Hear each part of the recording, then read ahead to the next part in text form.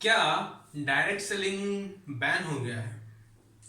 क्या इसका मतलब क्या मल्टी लेवल मार्केटिंग या नेटवर्क मार्केटिंग या डायरेक्ट सेलिंग कुछ भी कह लो अब काम नहीं करेगी?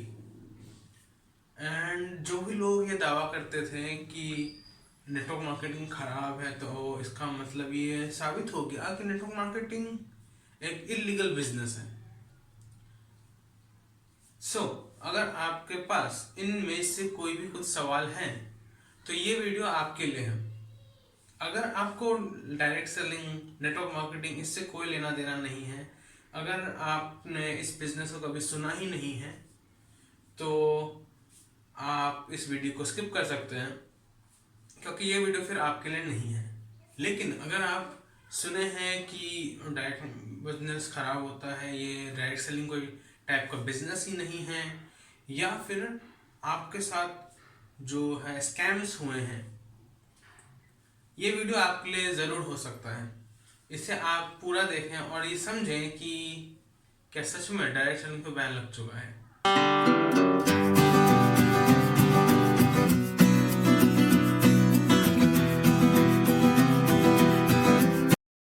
Hello everyone, this is Arun Pathak, एक सेल्फ इम्प्रूवमेंट वीडियो क्रिएटर और एक्स मार्केटर। आज का सवाल ये है कि क्या डायरेक्ट सेलिंग बैन हो चुका है इंडिया में? एंड जो भी ये लोग दावा करते थे कि डायरेक्ट सेलिंग से बिजनेस होता है, अच्छा खासा पैसा आता है, क्या वो झूठ कहते थे? मैं आपको एक चीज क्लियर कर दूं कि अगर आप ये सोच के आया हो कि मैं ये बताऊंगा कि ये आपकी जो बात है, ये जो एमएलएम है वो स्कैम होता है, तो शायद आपको डिसअपॉइंट होना पड़ेगा। लेकिन आप ये वीडियो जरूर देखो ताकि आप एक तरह से अच्छी तरह से समझ सको कि ये जो बिजनेस है वो क्या पे फोकस करता है। सबसे पहला 2016 में इस बिजनेस के ऊपर रूल्स एंड रेगुलेशंस आए थे, क्योंकि लोगों को लगा था कि ये एक अच्छा बिजनेस मॉडल है, तो इसके ऊपर रूल्स एंड रेगुलेशंस होना ज़रूरी है, वरना लोगों के साथ बहुत स्कैम्स हो सकते हैं, एंड हुए भी हैं पास्ट में, एंड आई गेस अभी भी होते हैं किसी न किसी तरह से। इसलिए 2016 में इसके ऊपर रूल्स बने थे, एंड तब ये थोड़ा सा इंडस्ट्रियल फोकस था शायद, मैं उतना श्योरली नहीं कह सकता। लेकिन अभी जो एक्ट, अभी जो रूल्स 2021 में आए हैं, दिसंबर 28 2021 में, वो अब एक ये जो इंडस्ट्री है डायरेक्ट सेलिंग की, वो अब एक कंज्यूमर सेंटर्ड इंडस्ट्री बन रही है। मतलब कंज्यूमर्स को फोकस में लेकर के इनके रूल्स एंड रेगुलेशंस बने हुए हैं। And direct selling industry ban नहीं हुई है, पिरामिड स्कीम्स जो है बैन होंगी। एंड अगर वो एक पिरामिड स्कीम्स हैं, अगर कोई मनी रोटेशन हो रहा है, तो वो बैन हो जाएगी एंड उनके ऊपर एक्शंस लिए जाएंगे। लेकिन कैसे पता चलेगा कि क्या ये कंपनीज एक पिरामिड स्कीम है या एक जेन्युइन डायरेक्ट सेलिंग कंपनी है?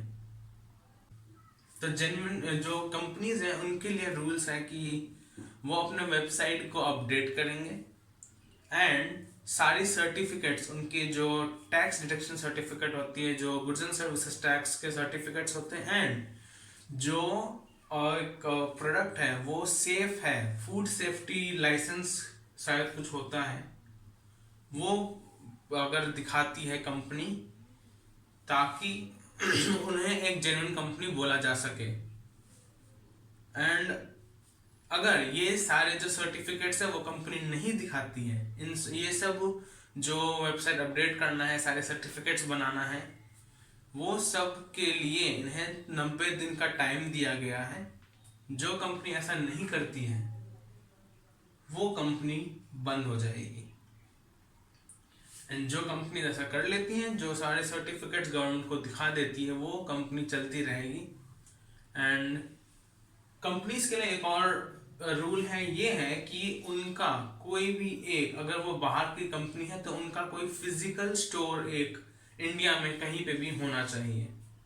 फॉर एग्जाम्पल, अगर मैं कुछ कंपनीज का नाम लूँ तो जैसे वेस्टीज हो गया, हर्बल लाइफ हो गया, या फिर ओरिफ्लेम हो गया, या एमवे हो गया, इनका अगर कोई फिजिकल स्टोर एक भी होना चाहिए इंडिया में।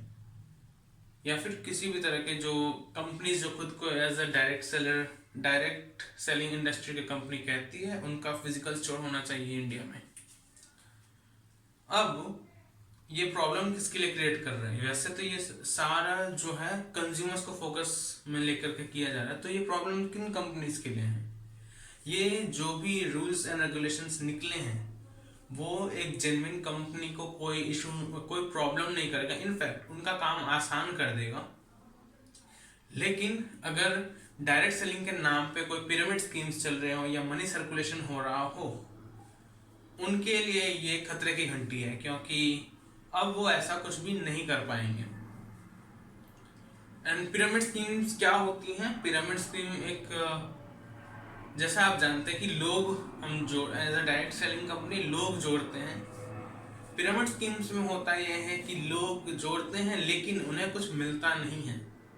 मतलब अगर ऐसा कहा जाए कि आप मेरे साथ ज्वाइन कर लो, कुछ पैसे तो आप मेरे साथ ज्वाइन कर लो, उसके बाद आपको और 2 बंदे जोड़ने हैं, एंड वो अपने साथ और 2 बंदे जोड़ेंगे, वो अपने साथ और 2 बंदे जोड़ेंगे, ये सिर्फ, एंड आप बस पे कर रहे हो, पेमेंट कर रहे हो, सिर्फ पैसे जा रहे हैं, आपको कोई ना प्रोडक्ट ना कुछ प्रोडक्ट नहीं मिल रहे हैं, then it's a pyramid scheme, is a money, sorry, it's not a pyramid scheme, it's a money circulation. इसमें आपके सिर्फ पैसे जा रहे हैं एंड जो आगे ज्वाइन हो रहे हैं उनसे आपको बस पैसे आ रहे हैं, आपके पास कोई एक फिजिकल गुड्स या सर्विसेज नहीं है।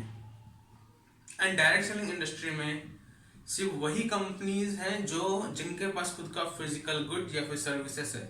अगर कोई कंपनी ऑनलाइन कोर्स या कुछ भी ऑनलाइन प्रोडक्ट्स हैं वो सेल कर रही हैं, अगर किस टाइप का कोर्स है उसे as a direct selling company कहकर अगर वो प्रमोट कर रही हैं, देन वो एक पिरामिड स्कीम है।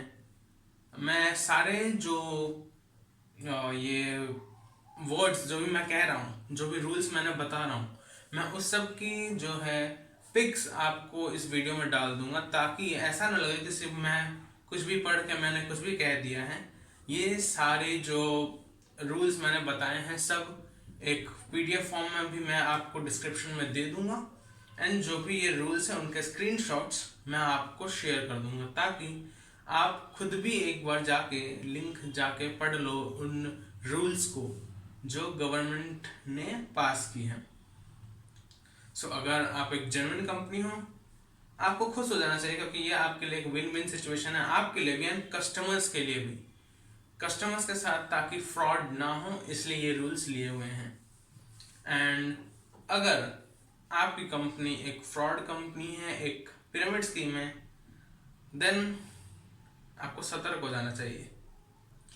इस वीडियो के लिए बस इतना ही, एंड बने रहो ताकि मुझे और कोई इन्फॉर्मेशन मिले या फिर मुझे कोई और टॉपिक मिले वीडियो बनाने का, तो मैं उस पर ज़रूर बनाऊंगा।